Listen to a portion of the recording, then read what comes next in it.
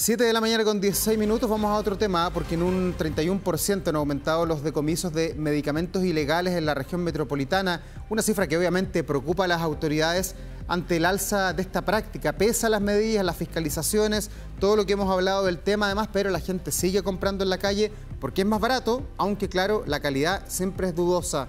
Pamela Araya nos cuenta más a esta hora. Hola Davor, muy buenos días. Y mientras haya demanda, hay oferta, y ese 31% más en realidad es 1.600.000 dosis aproximadamente en un año. Para profundizar sobre este tema estamos con Sergio Muñoz, él es jefe del control de comercio del Instituto de Salud Pública. Sergio, muchas gracias por conversar con nosotros. Bueno, veíamos este aumento, un aumento relevante, preocupante. ¿Cuáles son los principales medicamentos que además son incautados por parte de las policías? Bueno, dentro de los medicamentos más incautados encontramos el paracetamol, que puede ser uno muy común, pero también encontramos medicamentos sobre el sistema nervioso central, por ejemplo la zopiclona o la sertralina, que son medicamentos que requieren un control permanente de parte del médico, y la adquisición en la calle es un riesgo para las personas por los efectos secundarios que pueden producir este tipo de medicamentos. El hecho que este tipo de medicamentos, que tan peligrosos como dice usted, se estén cada vez decomisando más, ¿es porque hay más operativos o porque cada vez se está vendiendo más medicamentos en la calle? Nosotros hemos visto que la cantidad de decomisos que nosotros recibimos desde las policías prácticamente estos últimos 2 años ha estado más o menos estable. Sin embargo, la cantidad de medicamentos sí que ha aumentado en cada uno de ellos. Y eso hace que la totalidad aumente. Hemos encontrado, por ejemplo, farmacias completas funcionando sin ninguna autorización sanitaria. Eso hace que los números aumenten. Por lo tanto, hemos visto que los operativos se mantienen. Hay un buen control de parte de las policías sobre este tema, pero vamos encontrando cada vez más medicamentos y más tipos de medicamentos. Eso también. ¿Por qué ocurre? ¿Por qué más medicamentos y más tipos de medicamentos? ¿Hay proveedores que le entregan a estos comerciantes ilegales? ¿De dónde vienen estos medicamentos? ¿Son comprados? ¿Son producto de robos? Nosotros hemos detectado que principalmente los abastecedores del comercio ilegal de medicamentos son a veces farmacias estables, digamos, ya autorizadas. Y eso nos genera una dificultad mayor porque tenemos que fiscalizar con mayor ímpetu este tipo de establecimientos. Hemos visto, y en algunos reportajes anteriores han salido, que hay farmacias que venden y la gente sale con cajas de medicamentos. Esa no es la finalidad de una farmacia, y ahí en esos casos nosotros aplicamos sanciones que incluso significa cerrar la farmacia. Eso depende netamente de la fiscalización, porque me imagino que no pueden estar fiscalizando todos los días y descubrir el momento justo cuando se le está vendiendo a una persona estas cajas de medicamentos. Efectivamente, hay formas de poder detectar esto a través de las boletas, ¿cierto? Las ventas anteriores, se pueden ver ventas en grandes cantidades. No sé, una boleta en una farmacia de 650.000 pesos, por ejemplo, eso no es un medicamento de una persona que vaya a comprar. Por lo tanto, sí se pueden detectar este tipo de venta al por mayor.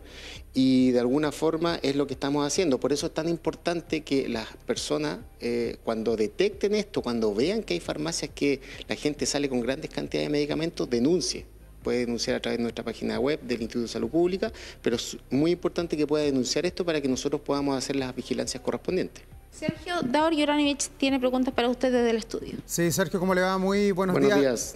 Gracias por alertarnos sobre este tema. Quería preguntarle si desde el ISP están haciendo algún control hacia los precios de los medicamentos, porque finalmente la oferta aparece en las calles, porque comprar medicamentos en Chile, comprar remedios, es caro, a pesar de toda la legislación que ha habido con los bioequivalentes y un montón de iniciativas, pero todavía tenemos unas leyes bastante restrictivas para la venta quizás más fácil para las personas. ¿Están haciendo algo desde el Estado de Chile para que bajen los precios de los medicamentos? El Instituto de Salud Pública es una entidad sanitaria. Nosotros nos preocupamos principalmente de que existe una cadena adecuada de los medicamentos, una cadena de almacenamiento y de expendio hacia los pacientes. Sin embargo, hay iniciativas que han demostrado ser eficientes en bajar el precio de los medicamentos. Por ejemplo, las farmacias municipales o farmacias populares, como se conocen, ¿cierto?, generan un gasto de bolsillo bastante menor que el que se podría adquirir en otro tipo de farmacias. Por lo tanto, hay iniciativas. También hay que recordar, por ejemplo, que hay farmacias que tienen convenio con Senabas y tienen un logo de Senabas. Esas iniciativas hacen que las personas puedan acceder a medicamentos significativamente a un menor precio. Por lo tanto, se está avanzando en esto, pero siempre lamentablemente esta oferta de los mercados ilegales que nosotros hemos detectado que a veces los precios no son más bajos que una farmacia, sino que a lo mejor tiene que ver el acceso a que no tienen acceso a una receta o a un médico y acceden directamente a los medicamentos, pero los precios, a veces el comercio legal no es bastante menor. ¿Y ustedes están conformes con la fiscalización que hay en torno a este tema? Porque uno, claro, va al centro de Santiago, de Viña del Mar, de Valparaíso, de prácticamente muchas de las ciudades del país y encuentra esto con mayor facilidad y uno dice, bueno, si nadie fiscaliza, están entregando la cancha a los vendedores ambulantes.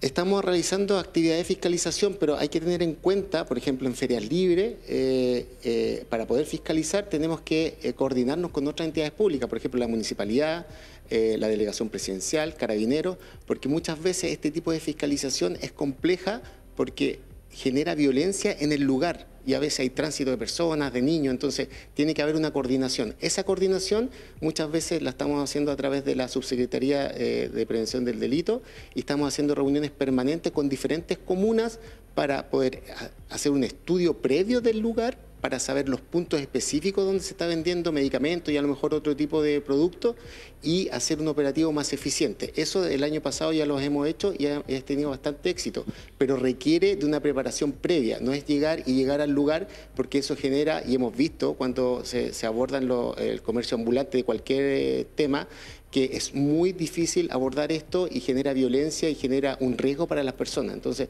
lo estamos abordando, estamos trabajando permanentemente con diferentes municipalidades, las delegaciones y la subsecretaría para hacer operativos este año que ya están programados.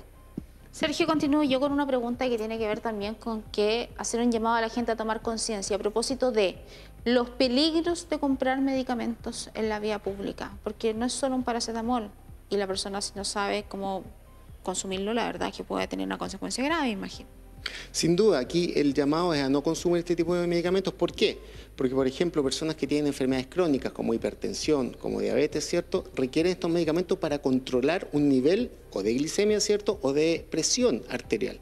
Si estos medicamentos están en la vía pública y no nos aseguran la calidad de eficacia, puede ser que estos medicamentos no estén haciendo efectos sobre nuestra patología y la persona no se va a dar cuenta probablemente que su presión arterial va a estar más alta que la anterior, o las personas con diabetes, ¿cierto?, que sus niveles de glicemia va a estar más alto que lo normal, y eso a largo plazo sí que trae consecuencias graves. Por ejemplo, puede tener un accidente vascular.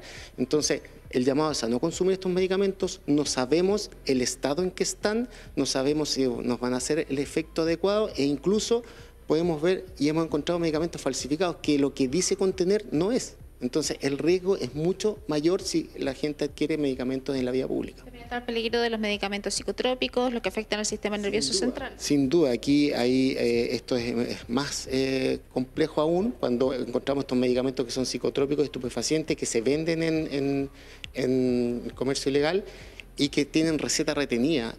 Hay que tener en cuenta que la receta, el objetivo es que el paciente tenga un control permanente con el médico, porque el uso de esos medicamentos es riesgoso. Eso es la receta médica. La receta médica es el riesgo del medicamento. Entonces, las restricciones van desde el objetivo que tiene que haber un control médico permanente y yo con esa receta voy accediendo a estos medicamentos. No es un impedimento y la gente va directamente al comercio ilegal y lo adquiere, pero el riesgo de la mala utilización de estos medicamentos y probablemente generar problemas en su trabajo día a día, ¿cierto?, provoca somnolencia u otro tipo de cosas, es altísimo. Muy bien, Sergio Muñoz, jefe de control de comercio del Instituto de Salud Pública, muchas gracias por conversar con nosotros. Pues nada, buenos días. Que esté muy bien, muy buenos días para usted también. Bueno, Davor, ahí analizamos este fenómeno en profundidad, por supuesto, y lo peligroso. Lo más importante acá es lo peligroso de comprar medicamentos en la calle. Y hay un punto, a veces en la calle están más caros que en la farmacia que está justo al frente. Sí, que importante lo que nos aclaraba allí la persona del ISP. Muchas gracias, Pamela, también al entrevistado por estos consejos. Que les vaya muy bien.